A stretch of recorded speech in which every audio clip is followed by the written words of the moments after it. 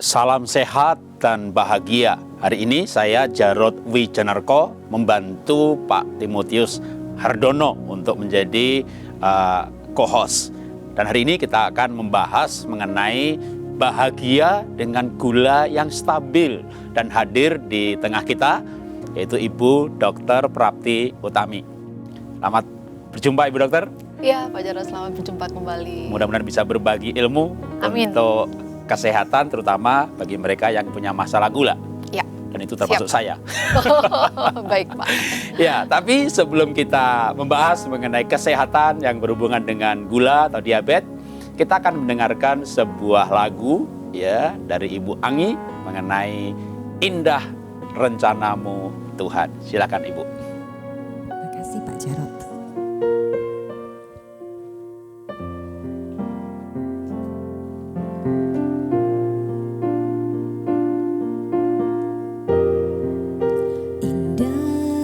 Rencanamu Tuhan di dalam hidupku, walau ku tak tahu dan tak ku mengerti semua jalanmu.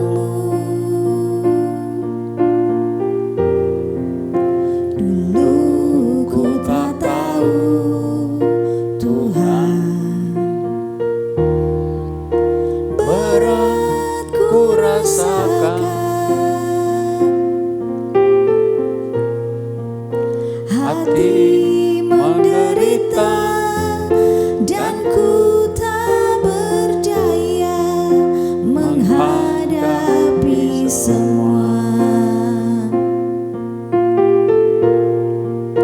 Tapi ku mengerti sekarang, Kau tolong padaku.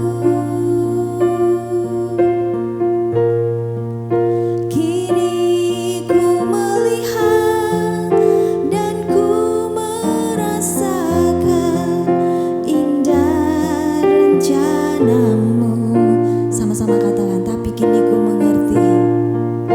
Tapi ku mengerti sekarang, Kau tolong padaku. Kini ku melihat dan ku merasakan indah rencanamu, indah rencanamu, indah rencanamu. Iya, terima kasih Bu Anggi. Rencana Tuhan itu indah, termasuk di dalamnya kalau Tuhan mengizinkan kita sakit. Ya, sebagai contoh saya terkena diabetes itu tahun 2009. Gula saya 400, 500, HbA1c 11,5, cukup tinggi. Tapi kenapa saya katakan rencana Tuhan itu indah? Perjalanan saya untuk mengelola gula ini cukup unik. Singkat cerita sampai pada kesadaran. Sudah makannya disiplin, olahraga teratur, tidurnya cukup. Begitu marah aja gula naik. Begitu sedih gulanya naik. Jadi gula darah yang saya alami membuat saya orang yang sekarang ini lebih bisa banyak ketawa, bersuka cita, bisa mengucap syukur dalam segala hal. Maka saya bersyukur dengan diabetes yang saya alami. Nah, sekarang hadir di tengah kita Ibu Dr. Prapti. Ya Pak. Yang mendirikan herbal medicine ya. Herbal Medicine Class. Wah, jadi khusus bagaimana kita sehat dengan rempah-rempah dan herbal. Betul Pak. Wah, karena kalau kita ya sehat bisa macam-macam ya dengan obat kimia. Tapi sebenarnya kalau boleh disampaikan dulu Bu, kalau menurut Ibu apa kelebihannya dengan herbal? Termasuk untuk hari ini kita bicara gula darah atau diabetes. Oh ya, terima kasih Pak Jarod atas kesempatan yang diberikan. Jadi kalau kita berbicara tentang herbal itu kan sebuah produk produk alami ya yang bisa tumbuh di bumi kita, yang sebenarnya Tuhan sudah siapkan sejak dunia diciptakan. Bahkan sebelum manusia diciptakan, tanaman sudah disiapkan. Ya, jadi mengapa herbal itu memiliki kelebihan? Karena 4M, Pak. Oke. Ya, yaitu mudah, murah, manfaat, dan memasyarakat. Oke. Ya, mudah itu karena memang mudah dijumpai. Kita berjalan ke dapur, itu sudah banyak rempah-rempah yang ada di dapur, bawang merah, bawang putih, jahe, kunyit, itu semuanya obat. Kemudian murah karena memang kita bisa mendapatkan di halaman, baik itu yang sengaja ditumbuhkan atau tumbuh di kebun tetangga atau Tumbuh tumbuh sendirinya. sendiri yang kita anggap gulma. Oke. Kemudian manfaat karena semuanya bermanfaat. Kemudian memasyarakat adalah pakailah herbal yang memang sudah dikenal. Kita tidak perlu mencari herbal yang tidak ada seperti itu. Dan memang sebenarnya herbal itu sudah dikenalkan sejak kita lahir lah ya, melalui orang tua yang memasak gitu. Jadi ketika kita berbicara herbal, tidak ansih hanya sebagai obat, tetapi sebagai makanan. Kemudian sebagai pewarna, misalnya kita makan nasi kuning, pewarnanya dari kunyit. kunyit, Ah, misalnya oke. gitu.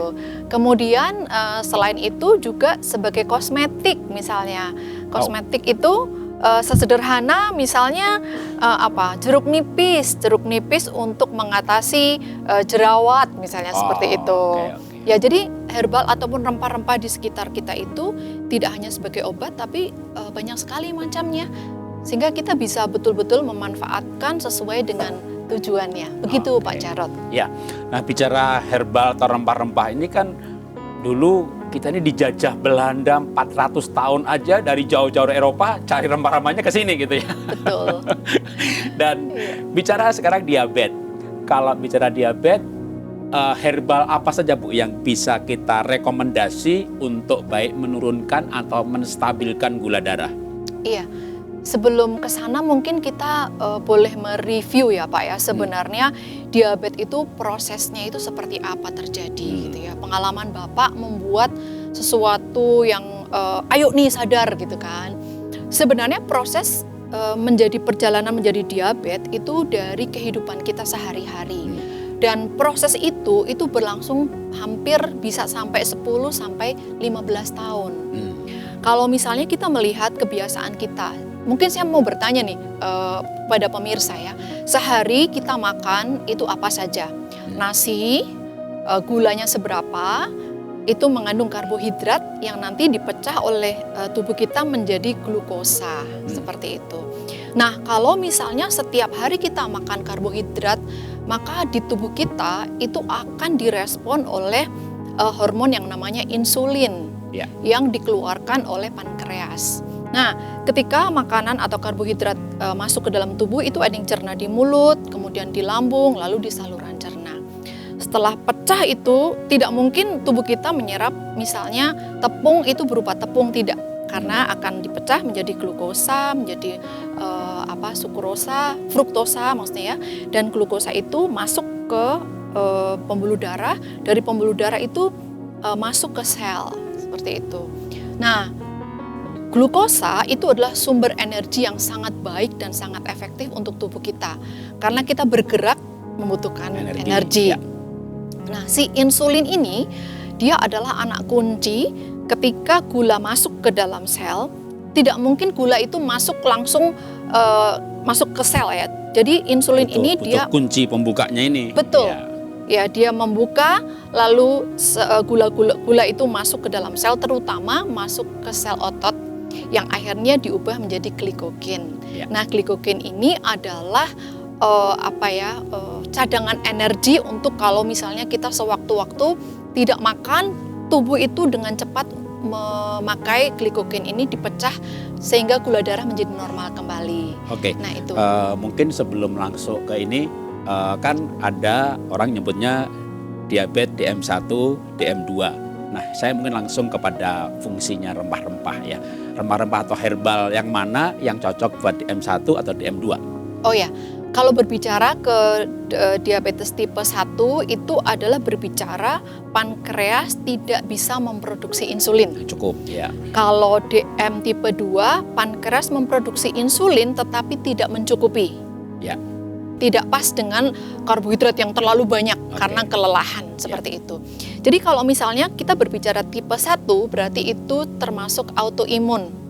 Dan banyak sekali penyebabnya, salah satunya adalah virus.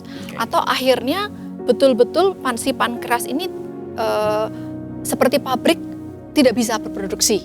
Nah sedangkan tipe 2 ini bisa berproduksi tapi sedikit. Nah tanaman-tanaman atau herbal yang bisa kita konsumsi yang ada di dapur Pak, itu bisa ada kayu manis.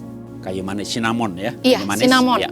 Kemudian ada bawang merah, bawang putih juga bisa dipakai sebagai anti diabetes. Oke, bawang merah, bawang putih. Gampang sekali.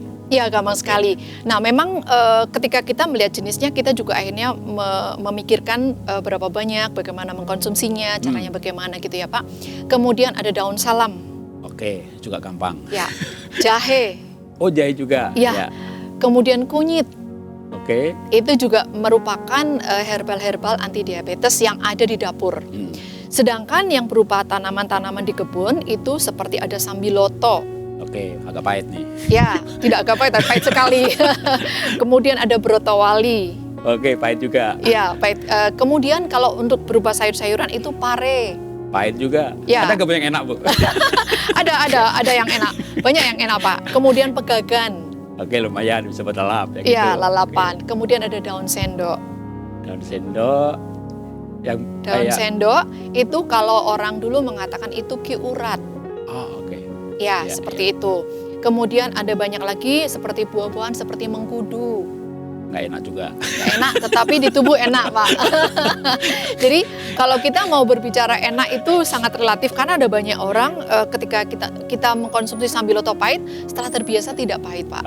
Dan memberikan rasa manis di tubuh, begitulah. Begitu, Pak.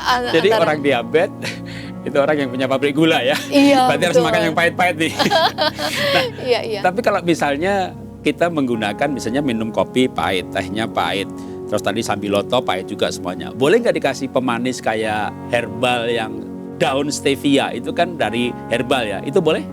Boleh karena daun stevia 0 kalori. Oh, oke. Iya. Tapi itu herbal ya? Itu karena memang ada tanaman yang namanya daun stevia. Betul. Oke. Iya. Tapi kalau saya berbagi sedikit ya. Kalau saya memang minum kopi yang nggak pakai gula, minum teh nggak pakai gula, namanya orang diabetes. Udah manis. Jadi saya belajar menikmati kalau pahit itu enak gitu, Bu. Jadi saya minum teh, minum kopi udah nggak pakai gula. Bahkan jeruk lemon, jeruk nipis saya peres saja saya minum gitu ya udah membiasakan diri tidak minum yang manis-manis. Tapi kalau mau mencoba yang manis tapi masih boleh itu daun stevia, Bu ya. Iya, daun stevia, kemudian ada juga kayu legi atau disebut licorice, Pak. Licorice itu juga 0 kalori. Rasanya manis tetapi 0 kalori. Wow. Nah, sekarang bicara tadi kan rempah-rempahnya kan banyak juga ya. Secara dosis, karena ini kan sebenarnya apa bisa disebut obat sehingga pakai dosis atau ya dikonsumsi sebagai bumbu aja? Oh, oke, baik. Jadi kalau kita berbicara, tadi kita sudah berbicara jenis ya Pak ya, jenis tanaman obat atau herbalnya. Sekarang kita berbicara dosis. Nenek moyang kita mengajarkan dosis itu waktu itu belum ada timbangan, tetapi memakai bagian tubuh kita. Misalnya 1 jari, 2 jari, minus 1 lembar, lalu 1 jimpit, 1 jumput. 1 jumput? Iya. Bukan 1 jumput. Betul, atau 1 genggam. Oh, 1 genggam. Ya. Itu ukuran yang udah oke lah gitu ya? Iya, betul. Ini adalah ukuran yang ukuran alami yang bisa dipakai untuk membantu kita. Kalau misalnya orang tua itu kan 1 jumput atau laki-laki dan perempuan 1 jarinya berbeda-beda. Ya jarinya masing-masing? Yes, betul. Oke, jangan jarinya tetangga ya. Iya. Tolong dong jumputin. Betul. Begitu. Jadi ternyata ketika di-compare atau dibandingkan dengan dosis yang seiring berjalannya waktu, ini kan empirical base ya Pak ya. Berdasarkan dengan turun-temurun, nah itu pemerintah mendefinisikan empirical base itu adalah berdasarkan pengalaman 3 keturunan berturut-turut atau lebih, atau sudah teruji manfaatnya 50 tahun atau lebih. Wow. Nah, bawang putih udah 3000 sebelum Masehi sudah terbukti. Jadi sebenarnya mengaplikasikannya itulah yang sebenarnya perlu pengetahuan saja, seperti itu. Jadi memakai ukuran tubuh itu yang paling tepat. Terutama misalnya kalau kita berbicara diabetes kan juga tidak usah tunggu diabetes lah ya Pak ya. Boleh nggak Pak? Setuju kan Pak ya? Jangan tunggu diabetes, kita mengkonsumsi herbal. Nah itu salah satu alasan mengapa saya menggeluti herbal. Herbal itu tidak perlu menunggu sakit ketika kita harus minum. Tapi justru ketika sehat, tadi saya mengatakan ketika kita mengkonsumsi banyak karbohidrat itu konsumsilah bukan untuk mengantisipasi tidak, tapi membiasakan kita mengkonsumsi herbal. Memang masak-masak makanan ya bumbunya kembali kepada bumbu herbal. Betul. Ya, back to nature, jangan bumbu-bumbu kimia atau yang. Tapi kadang ya orang kan sibuk ya, pakai jahe, kunyit segala macam, udah pakai yang instan. Nah yang instan ini kan kadang-kadang ada yang bukan herbal ya Bu ya. Iya, bahan sintetis ya Pak ya, itu yang kita khawatirkan dan sebenarnya kalau kita mau mencari sedap, itu campuran manis, asin sama asam itu sudah sangat sedap sebenarnya. Hanya asin, manis, asam, iya, dicampur tuh dah. Iya, itu sudah betul-betul rasanya sedap. Atau misalnya kita mau makan ayam, tentu ayam yang tidak disuntik antibiotik misalnya gitu. Itu MSG-nya dalam tanda kutip itu di situ ada, tinggal dikasih garam saja sudah enak gitu. Atau mengkonsumsi ikan yang memang ambil dari laut itu sudah sangat lezat sebenarnya. Cuman kalau di Jakarta cari seperti itu agak susah ya Pak Jarod ya. Ya kembali ke gula, diabetes ya, orang diabetes. Tadi misalnya mau mengaplikasikan kayu manis atau cinnamon. Ya. Ini dicampur kemana nih yang bisa enak cinnamon atau kayu manis ini? Kan biasanya cenderung kalau namanya herbal, sakit itu kan tadi pahit. Tapi kan kalau cinnamon, kayu manis ini kan wangi ya, enak ya. Iya. Dicampur kemana tuh yang disarankan untuk orang diabetes? Kalau mau dibuat minuman, minuman kayu manis bisa langsung. Atau jahe dan kayu manis itu sangat enak. Oh, kayu manis sama jahe udah direbus aja? Iya, direbus atau, jadi begini, ketika kita mengolah herbal, kita mesti membedakan, kita menentukan dulu tujuannya apa yang pertama. Kemudian yang kedua, kita memilih herbal itu yang kering atau yang segar. Karena cara mengolahnya juga berbeda, ada yang berbeda, ada yang sama. Yang paling mudah adalah mengambil senyawa kimia dari herbal tersebut dengan cara menyeduh. Yang paling mudah. Gampang ya. Ya, tetapi sebelum menyeduh yang perlu kita pikirkan berikut sebelumnya adalah kita mesti mengecilkan partikel dari si herbal tersebut. Mengecilkan partikel itu bisa ditumbuk, bisa diparut, bisa diiris-iris. Seperti itu, atau bisa dikeprek gitu ya kalau bahasa Jawa. Yang secara turun-temurun sebenarnya udah berlangsung ya. Betul sekali. Kalau jahe kan ya dikeprek gitu kan. Iya. Nah, seperti itu tinggal diseduh. Itu yang pertama. Kemudian yang kedua direbus. Nah, ketika kita mau merebus, maka kita mesti tadi membedakan yang kering dan yang basah. Nah, untuk mengeluarkan senyawa kimia untuk bahan-bahan kering, maka dia disarankan untuk direbus bersama-sama dengan air dulu, Pak. Sampai mendidih. Nanti kecilkan api, bahan-bahan yang segar dimasukkan, kecilkan dengan api kecil, tunggu 15 menit. Nah ini kalau orang yang betul-betul ingin mengolah ya, kalau orang sibuk pasti udahlah seduh aja gitu kan. Seperti Pak Jarod pasti nggak sempat lah seperti itu ya, tapi kalau ketika lagi santai, kita betul-betul bisa menikmati aroma, biasanya itu sangat menjadi menarik gitu ya. Waduh wangi banget ini gitu. Iya kalau kita ada di cafe shop aja, di tempat-tempat kopi ya, kadang kan dikasih cinnamon ya, kopinya gitu. Baunya harum sih, sedap sih, enak. Betul. sih. Kopi cinnamon juga sangat lezat sih Pak. Oke. Balik kepada diabetes yang memang harus low karbo ya, harus karbonya rendah. Iya. Nah sekarang bicara herbal tadi yang bagus untuk orang gula, ada nggak yang disarankan kombinasi ini atau ada nggak pantangan ini jangan ketemu ini? Atau Iya, baik. Kalau masing-masing herbal itu gunakan yang kita kenal yang pertama Pak ya. Kita gunakan yang kita kenal. Dan sejauh ini semua yang tadi saya sebutkan ketika dicampur itu aman. Ya aman. Sambiloto, daun sendok, mengkudu, kemudian brotowali itu aman. Hanya yang perlu kita pikirkan adalah misalnya kita mau campur jadi satu, kita pakai ukuran tubuh kita masing-masing dengan yang sedikit dulu. Misalnya 1 jempol misalnya itu, atau kayu manisnya 1 jari dulu. Nah ini memang akhirnya kita memikirkan kayu manisnya seberapa, sambilotonya seberapa, airnya seberapa. Nah itu yang perlu kita trial sebenarnya. Sekarang kalau misalnya saya dulu ketika menerbitkan resep, itu bukan trial kan Pak. Dan orang nggak pernah protes loh. Sekarang kalau dikasih resep herbal, orang bertanya ini gimana nih ginjalnya sehat, bagus nggak untuk ginjal? Tunggu dulu, kita mau buat apa nih tujuannya? Gitu Pak biasanya saya bertanya. Tadi pas ngomong soal ginjal, kan kalau obat-obatan ya terutama yang anti nyeri, anti sakit ya dikenal bisa mempengaruhi kesehatan ginjal. Yang anti nyeri, anti sakit. Betul. Nah, gimana kalau dengan herbal-herbalan atau jamu-jamuan ini ada nggak batas waktu misalnya 3 minggu stop, nyambung lagi atau bisa seumur hidup? Oh ya, iya Pak Jarod. Jadi ini bagus sekali ya pemahaman ini gitu. Yang pertama sekali lagi tujuannya apa? Kalau tujuannya sebagai kuliner ya setiap hari kita masak bawang merah bawang putih nggak masalah karena dosisnya sedikit. Hanya untuk sebagai bumbu. Betul. Ya. Kalau misalnya sebagai obat misalnya atau kita fokusnya ke diabetes gitu ya. Kalau memang kita mau memberikan terapi biasanya saya berikan waktu 2 minggu berturut-turut dulu. Terus ada jeda stop. Ya, 2 minggu berturut-turut kita evaluasi. Walaupun sekali lagi bahwa ketika orang sudah terdiagnosa diabetes itu kan sudah waktu di mana tubuh kita sudah mengalami peradangan kronis yang perlu sekarang dia menjadi diabetes 20-15 tahun. Nggak mungkin satu hari sembuh gitu kan ya Pak ya. Jadi perlu waktu untuk 2 minggu ini tentu biasanya sih tidak langsung kelihatan turun. Kayak nggak dampak apa-apa bahkan kadang-kadang. Betul. Nah dari situ saya biasanya membantu mereka untuk bagaimana rasa tubuhnya. Masih ada keinginan, biasanya keinginan makan masih ada Pak. Karena kan tidak hanya minum herbal saja kan Pak ya, kurangi kalori, karbohidrat dan sebagainya. Nah setelah itu masih oke, lanjutkan 1 bulan. Tergantung kasus Pak. Tetapi untuk maintainnya biasanya 1 minggu cukup 5 hari saja. Jadi ada istirahat 2 hari yang berbeda rempah-rempahnya. Oh jadi jangan satu misalnya sambiloto terus-terusan, itu kan pahit banget itu ya. Betul. Kalau terus-terusan tetap baik herbal ataupun bukan herbal tuh bisa sama-sama membebani ginjal ya. Betul. Nah, membebani ginjal ini perlu dipikirkan juga bagaimana dengan asupan yang lain. Jadi kan kita tidak ansih melihat efek samping dari herbal, tetapi yang lain makanannya gimana?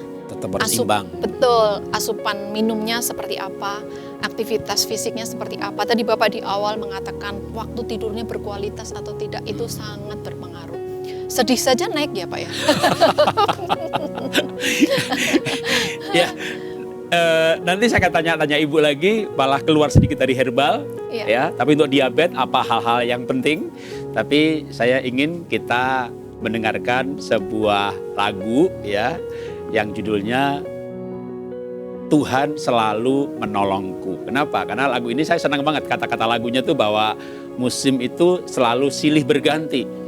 Tapi kasih Tuhan itu abadi. Nah kenapa? Saya 2009 gula saya itu 400, 500, lalu saya ditakut-takuti gitu ya. Yang memang betul-betul menakutkan Bu. Jadi waktu saya divonis gulanya, itu bukan divonis, dites gulanya 400, 500, itu ya saya ketemu dengan teman dokter tuh, awas loh kamu nanti bisa impoten, bisa buta, bisa udah makanya jadi takut gitu ya.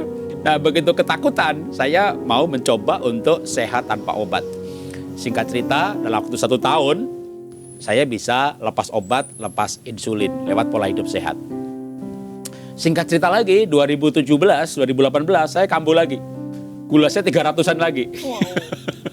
Jadi ketika mulai banyak masalah dan 2019 saya mengalami kebangkrutan, tentu walaupun muka saya banyak ketawa-ketawa begini, tapi sebenarnya ya saya itu stres gitu ya. Muka bisa kalau kita emang orang sanguin, ceria gitu ya, kayak nggak kelihatan gitu ya. Iya. Ada yang bilang Pak Jarod, kayaknya Pak Jarod ini bangkrut, sukses, kayaknya ketawanya sama gitu. Ketawanya sama, yang beda saldonya. Jadi ketika saldonya habis, wah gelisah juga Bu. Gelisah, khawatir, dan gula saya naik lagi 300-400. Tapi nanti saya akan sambung ceritanya dan Bu Dokter juga akan memberikan komentar tentunya dari cerita bagaimana saya bisa menstabilkan gula. Yang faktor lain selain soal herbal ya. Tapi kita nyanyi dulu, lagu ini bagus banget ya. Musim selalu berganti tapi Tuhan tidak pernah berganti, kasihnya abadi. Silakan Bu Anggi.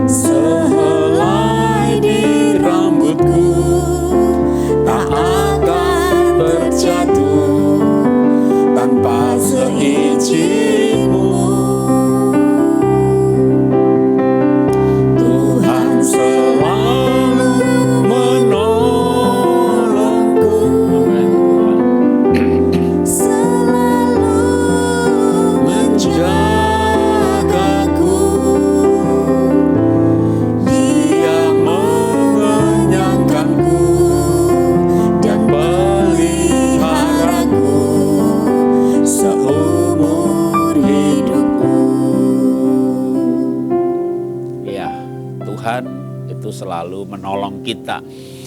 Kadang-kadang waktu kita diizinkan mengalami sakit, ya tentu banyak pertanyaan. Tuhan, kenapa saya mengalami hal ini? Apa salah saya? Ya, belum tentu ada salah ya. Memang bisa juga karena salah ya. Makan kebanyakan, rakus, nggak pakai aturan. Tapi kadang ya nggak ada salah apa-apa. Ya, kalau saya 5 bersaudara.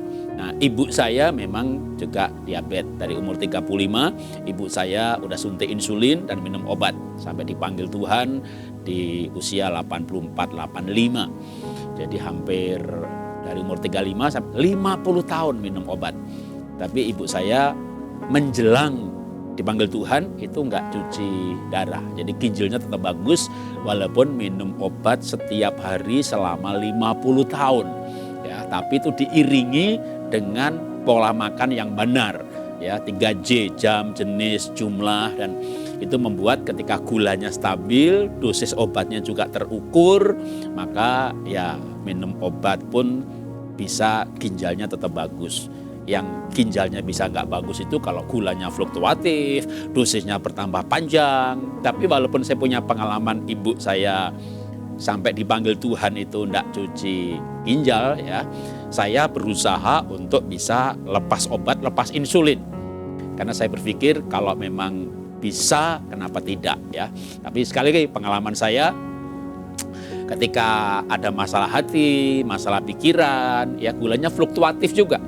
Nah sekarang saya mau tanya ke Ibu Dokter ya, karena ada dokter kita manfaatkan. Nanti Mbak Anggi juga tanya ya. Jadi Bu, secara medis ya, secara klinis medis, selain tadi kita ambil soal kalau bisa dengan herbal ini kan kita bisa mengendalikan atau menurunkan gula dengan jauh lebih aman. Tapi sebenarnya apalagi boleh kita perluas yang membuat gula ini bisa lebih terkendali, itu sebenarnya aspek apa aja sih kalau secara klinis medis ya. Kalau saya kan bukan dokter tapi ya praktisi gitu. Iya, yang pasti yang pertama adalah asupan makan ya Pak Jarod ya. Asupan makan dan minum itu sangat menentukan. Jadi ketika kita mengkonsumsi karbohidrat itu insulinnya naik, nanti kalau sudah terdistribusi semua gula ke sel, dia akan turun kan, nggak ada yang masuk. Kapan dia kemasukan karbohidrat, dia naik lagi.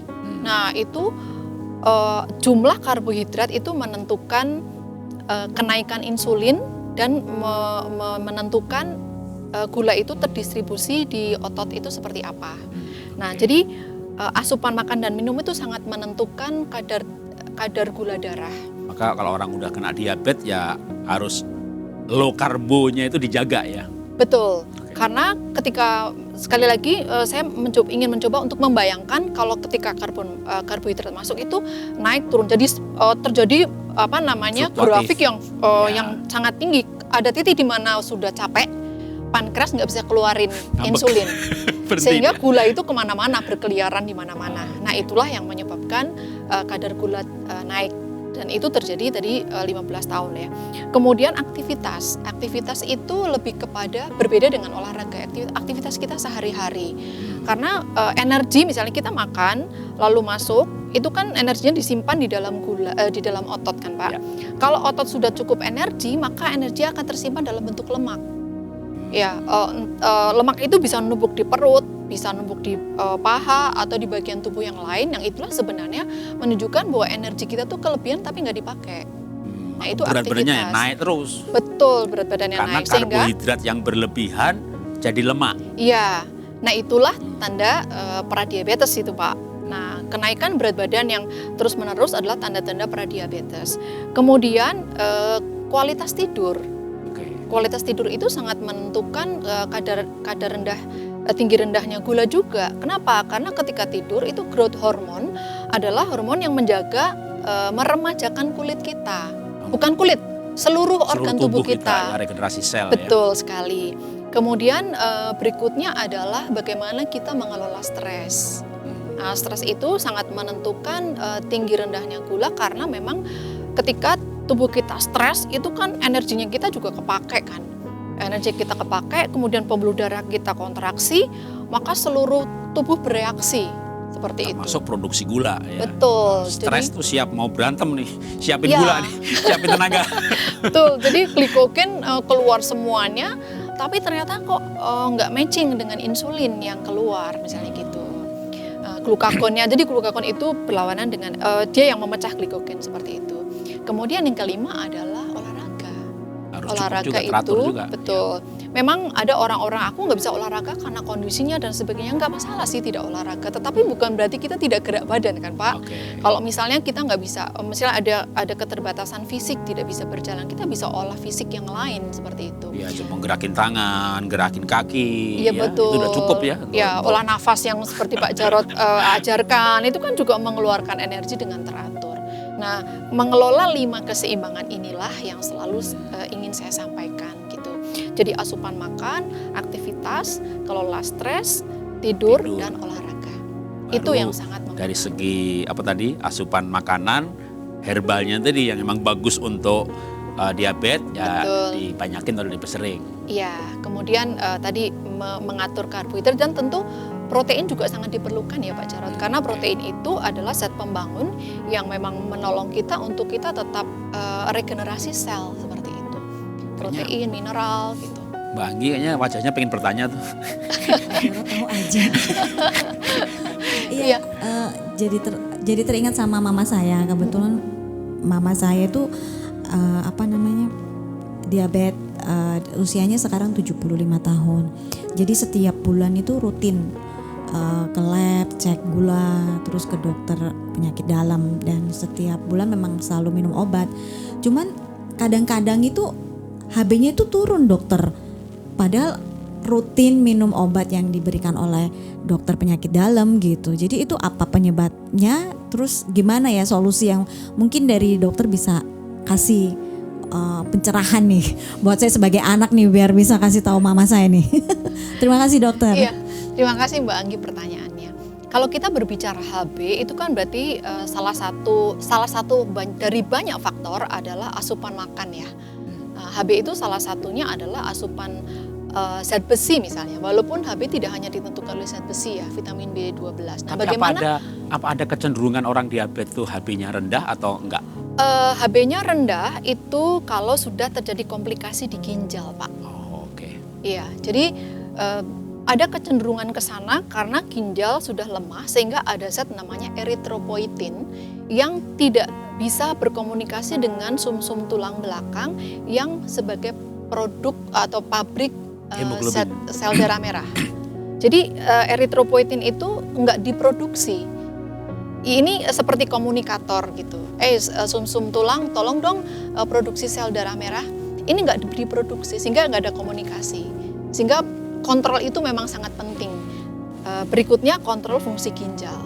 Nah, kalau hanya berbicara tentang turunnya HB itu salah satu faktornya adalah asupan makan. Nah, bagaimana dengan asupan makan? Oh, sudah banyak nih makan telur misalnya ya. Sumber zat besi itu sudah banyak.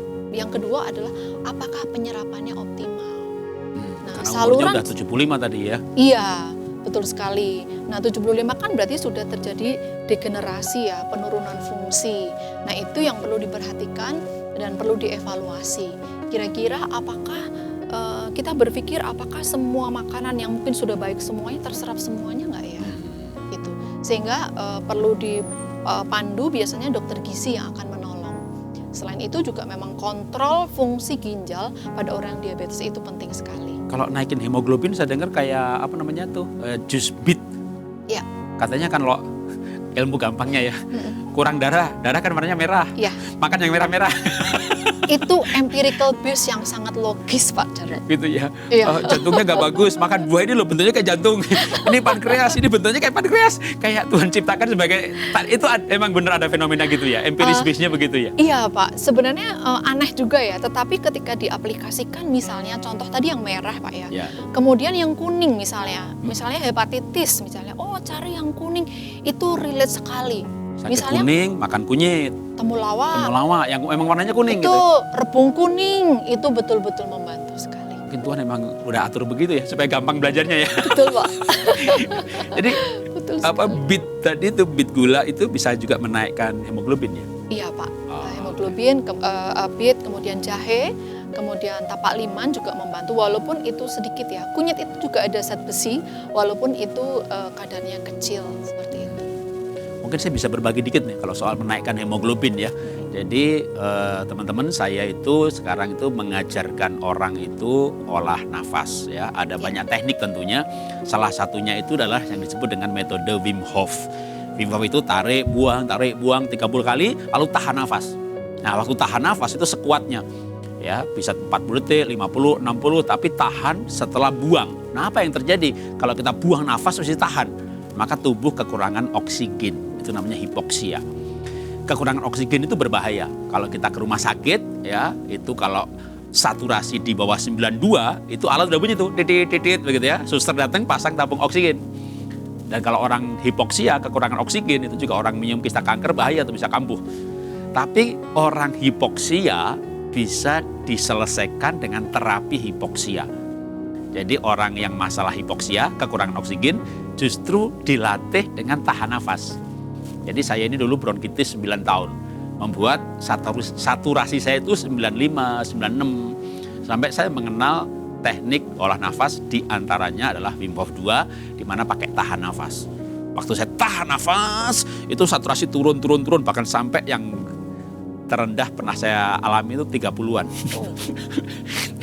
Jadi itu rendah sekali. Nah, ini berbahaya. Kalau nggak bisa naik, bisa otaknya blank. Tapi latihan bertahap dari tahan nafas 30 detik, 40 detik. Nah, apa yang terjadi? Dengan latihan bertahap, tubuh kekurangan oksigen, maka disebut tubuh kita itu pinter, Bu ya. Ya, tubuh kita itu cerdas. Ya. Waktu tubuh mendeteksi kekurangan oksigen, jadi gini loh, kita tuh makan makanan yang menaikkan hemoglobin. Kagak naik-naik. Karena tubuh ini kayak berpikir, nggak butuh naik kok gitu. Sampai kita kekurangan oksigen. Lalu tubuh seperti berpikir, kurang oksigen nih. Kalau gitu paru-parunya dibagusin. Udah, kalau gitu yang mengangkut oksigen ke sel-sel, apa itu? Hemoglobin. Jadi ketika tubuh itu diberikan stresor yang terkendali, tubuh seperti disentakkan, hemoglobinnya kurang. Lalu dia berpikir untuk memproduksi hemoglobin. Jadi tubuh tuh mampu produksi, tapi kadang kayak tidak berpikir bahwa saatnya harus diproduksi. Maka perlu diterapi. Namanya terapi hipoksia. Ketika tubuh kekurangan oksigen hanya dalam waktu beberapa detik saja, karena itu pendek banget ya. Waktu kita tahan nafas itu saturasi belum turun tuh. Kalau tahan, dia akan turun. Hanya berapa detik, segera naik lagi. Tapi udah memicu orang untuk dipicu oleh kesadaran tubuhnya bahwa hemoglobin perlu dinaikkan. Karena saya pernah menjumpai klien ya, dalam arti orang-orang yang ikut olah nafas saya, mereka kebanyakan tuh bukan karena diabetes ya, yang kekurangan hemoglobin, maka dari satunya apa ada kecenderungan. Yang cukup banyak malah orang minum kista kanker tumor. Apalagi habis kemo gitu, hemoglobinnya drop. Sudah makan ini, makan itu, dari 8,5 menjadi 9, 9,2, pelan banget. Dengan olah nafas, 3 minggu aja itu tiap minggu itu 8 ke 9, 9 ke 10, 10 ke 11, 11 ke 12. Per minggu tuh naiknya 1 poin. Jadi itu kayak di trigger ya. Tapi itu ya perlu latihan yang butuh pendampingan. Iya. Oke, nah setuju sekali Pak Jarod. Itulah sebenarnya akhirnya kita tidak hanya sekedar melihat oksigen, tapi CO2 juga sangat berperan ya Pak ya. Karena tidak mungkin oksigen nempel di hemoglobin kalau tidak ada CO2 kan Pak ya. Nah itu sebenarnya sangat menarik sehingga kita tidak melihat sebelah mata terhadap CO2 gitu Pak ya. Semuanya berfungsi. Semuanya dibutuhkan ya Pak. Betul, dan Bapak menceritakan seperti itu, saya ingat pelajaran waktu kuliah-kuliah awal itu bahwa tubuh kita itu punya sistem homeostasis gitu. Jadi keseimbangan itu selalu akan dilakukan, apalagi dengan tadi Pak Jarod dengan sengaja itu betul-betul menjadi treatment. Jadi ada self healing dengan kesadaran Pak ya, begitu ya Pak ya. Ketika tubuhnya muncul kesadaran untuk regenerasi sel, betul, untuk ini dan itu ya. Nah, Bu Dokter, kembali ke soal gula yang perlu distabilkan. Iya. Kan tadi saya sempat cerita, makannya udah ketat, olahraganya udah teratur, tidurnya udah pules. Tapi masalah perasaan ini loh kan susah. Nah, jadi saya pengen penjelasan dari tinjauan seorang dokter secara medis ya. Nah, ibu saya sendiri kan juga diabetes ya. Jadi ibu saya itu makan 3J itu benar, jam, jenis, jumlah. Jam 8 tuh ditawari, Bu nih enak banget, durung jamile, belum waktunya.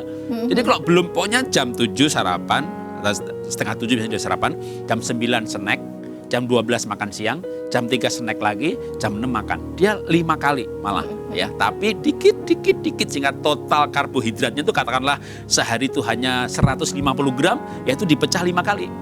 Ketat, jamnya ketat, jumlahnya ketat. Tadi pernah kejadian ibu saya masuk rumah sakit, hampir kayak kena stroke, gulanya 700. Makan sebegitu ketatnya. Ya. Jamnya, jenisnya, jumlahnya. Nah, waktu itu tuh kejadiannya, ya jujur ya, kita bukan dari keluarga yang sempurna. Namanya keluarga kan selalu aja ada masalah. Iya. Jadi adik saya waktu itu ada bermasalah, ya. Terus ibu saya meledak gulanya. Semuanya tuh terkendali. Dari segi makan, tidur, cuma perasaan ini kan susah mengendalikannya. Iya. Tapi dari sisi medis Bu ya, seberapa besar sih pengaruh perasaan gitu loh. Besar sekali Pak.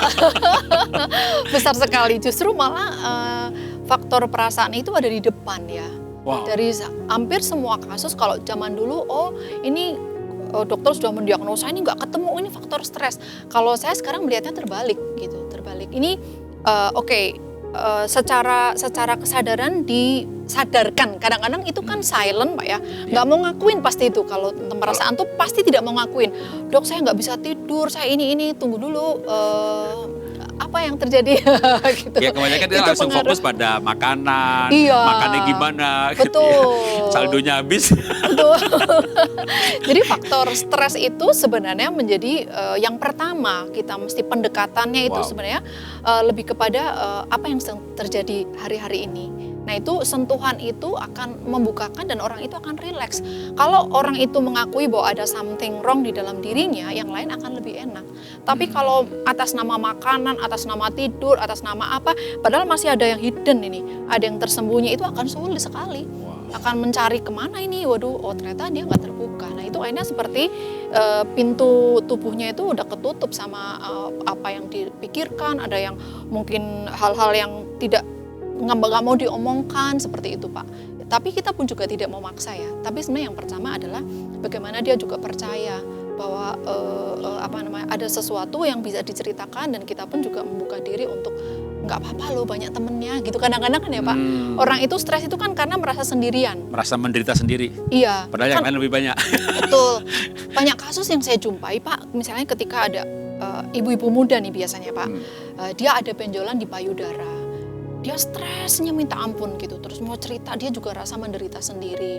Lalu ketika saya bertemu dengan saya, lalu saya ceritakan banyak kok. Oh ya Bu, gak cuma saya sendiri gitu. Sesederhana itu gitu. Setelah di treatment selama 2 bulan gitu hilang. Nah hilang itu maksudnya coba di USG misalnya kan, di USG ada, setelah itu 2 bulan kemudian di USG hilang. Tentu tidak hanya sekedar stresnya yang diatasi, pola makan dan sebenarnya banyak faktor yang diperbaiki. Sehingga dia rasa percaya diri. Sebenarnya seperti itu sih Pak dari saya.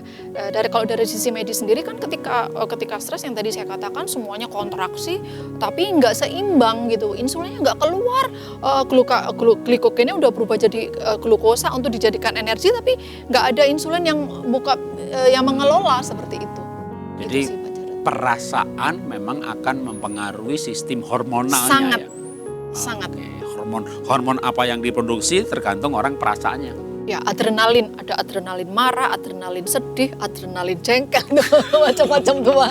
Kita mau bicara adrenalin itu komposisi kimianya banyak banget. Wow, jadi tiap perasaan hormonnya beda-beda tuh. Iya betul sekali. Makanya kalau gembira, sukacita, damai sejahtera, bisa mengampuni, tenang, semua perasaan positif hormonnya positif. Iya Pak. Jadi nggak bisa lepas dari, makanya kita punya program adalah hidup sehat bahagia. Bahagia itu sehat, sehat itu bahagia. Nggak bisa dilepaskan ya Bu, kebahagiaan dengan kesehatan ya. Iya, karena bahagia itu dampak aja ya Pak ya. Kan bahagia itu sesuatu yang kita mungkin lagi menderita tapi kita bahagia misalnya gitu loh. Kan kalau misalnya ada orang misalnya, kalau ada orang banyak kanker dia bahagia. Tapi ada juga yang orang kanker tidak bahagia misalnya gitu. Itu kan bahagia itu kan dampak. nggak bisa dikejar, itu kan seolah-olah kalau makan itu fata morgana, tapi kita bahagia tuh ada loh, misalnya gitu. Seperti itu sih menurut saya, Pak. Kalau saya mau berbagi yang sehubungan dengan diabetes ya. Iya. Jadi kan saya tadinya juga, saya kan 5 bersaudara. Kalau ada yang bilang kan diabetes itu pasti karena pola makan. Ya kalau hanya pola makan, kenapa kami sekeluarga 5 bersaudara nggak diabetes semuanya? Kan pola makannya sama. Jadi emang ada faktor genetik juga. Jadi dari ibu saya yang diabetes, saya yang mendapat kasih karunia mewarisi diabetes ibu saya, 4 yang lain tidak gitu. Tapi saya tahu kalau saya stres, ya gulanya naik. Jadi supaya nggak stres tuh saya berpikir begini, ini namanya terapi kognitif gitu ya, kognitif terapi, pola pikir. Saya mau bahagia sebagai orang diabetes dengan berpikirnya tuh begini, Tuhan tuh hebat banget ya, Tuhan tuh pinter banget. Jadi ada orang yang dibikin sama Tuhan secara DNA, secara uniknya, kalau makan kacang banyak-banyak dia asam urat. Tapi saya makan kacang banyak-banyak nggak masalah gitu ya. Ada orang yang makan telur, makan daging, kolesterol tinggi, darah tingginya naik gitu. Saya makan daging, saya telur sehari 5 nggak masalah gitu. Tapi begitu saya makan karbohidrat banyak, gula saya bermasalah. Jadi saya berpikir begini, Tuhan kan ciptakan domba, itu makan rumput. Ya, kan kita nggak bisa bilang begini, dombanya kasihan nih, kita kasih daging biar sehat. Mungkin dombanya stres mati dia, ya kan? Atau kita gini, aduh nih macan kenapa sih makan daging melulu? Waduh, pasti nggak sehat, kita kasih rumput gitu ya kan? Stres dia gitu kan. Nah, saya itu berpikir begini, kalau mau sehat, ya kambing itu makan rumput aja gitu loh. Kalau macan, ya makan daging aja. Jadi saya memandang diri saya bukan orang sakit diabetes gitu ya. Jadi kalau saya lihat kue tart, nasi, bakmi, roti, es krim gitu ya, itu kayak kambing lihat daging gitu loh. Jadi nggak pengen gitu ya, bukan enak banget nih, tapi nggak boleh, stres nanti dia kan gitu kan. Udahlah kambing aja lah gitu kan. Jadi kambing itu nggak usah ngelirik-lirik dia daging gitu ya. Jadi tapi masalahnya kan kita bukan kambing. Masalahnya kita manusia gitu. Tapi saya mencoba berpikir begitu. Sehingga lama-lama tuh ya saya lihat namanya es krim, nasi, roti, bakmi, kue, brownies gitu ya, bagi saya itu enggak enak dah gitu ya. Tapi saya lihat salad gitu, lihat ikan salmon, mata saya bling-bling gitu. Ini makanan saya nih. Jadi ketika saya makan sesuai dengan keunikan saya, ya itu membantu saya banyak sekali dalam saya mengendalikan gula saya gitu ya. Ya happy life aja, pokoknya memandang diri saya bukan sebagai orang sakit. Jadi kalau saya berdoa tuh saya gini, Tuhan terima kasih, Tuhan pinter banget. Kalau semuanya boleh makan nasi, mungkin kita perang rebutan beras. Kalau semuanya boleh makan kacang, kita perang saudara, gara-gara rebutan kacang gitu kan. Tuhan atur manusia ini ada yang gitu. Jadi saya tuh melihat itu sebagai suatu anugerah.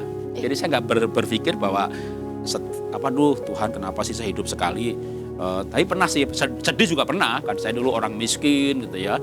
Waktu miskin gitu nggak bisa makan nasi, makannya tiwul, makannya orang Jawa bilang itu ubi, ente, suwek gitu. Itu apa tuh namanya tuh ngerowot gitu. Umbi ngerowot gitu ya. Aduh miskin. Padahal itu yang sehat ya, Pak. Tapi dulu pernah sedih gitu. Waktu miskin nggak bisa makan nasi. Sudah kaya nggak boleh makan nasi. Tapi saya nggak mau hidup susah lagi gitu. Saya berpikir ya saya mau makan sesuai dengan keunikan saya. Nah itu membuat saya bisa lebih menikmati hidup ini. Oke, Ibu boleh kasih pesan-pesan untuk kita, para pemirsa, terutama untuk orang diabetes. Kira-kira apa Bu yang penting dalam hidup ini sebagai seorang yang gulanya cenderung tinggi atau fluktuatif supaya kita bisa punya gula yang stabil. Ya, hiduplah berkesadaran dengan makanan yang kita konsumsi, dengan keteraturan yang dengan rela hati juga gitu. Jadi tidak juga rakus.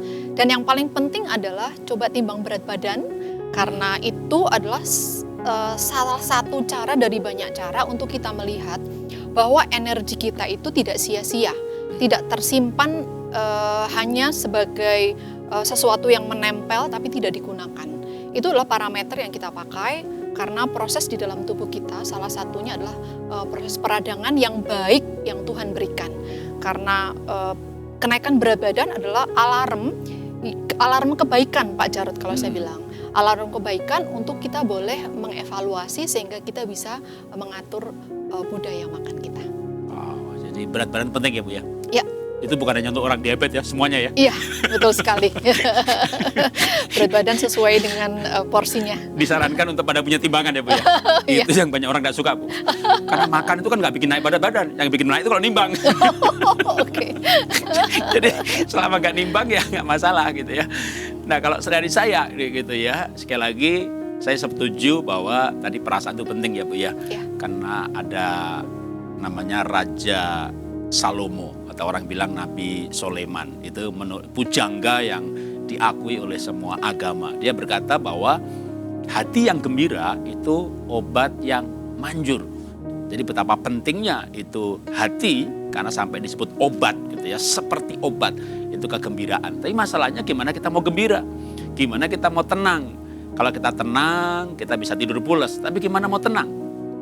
Maka menurut saya ada satu hal yang kita perlu untuk kita bisa punya ketenangan yang luar biasa. Kalau kita tuh percaya Tuhan, maka belajarlah untuk percaya Tuhan bahwa di lain selain olahraga, selain makan sehat, percaya bahwa Tuhan itulah yang sebenarnya menyembuhkan kita. Kita akan menyanyi satu lagu lagi ya, bahwa Tuhan itu penyembuh, bahwa Tuhan itu yang sebagai sumber kekuatan dan kesembuhan kita. Mari Ibu Anggi.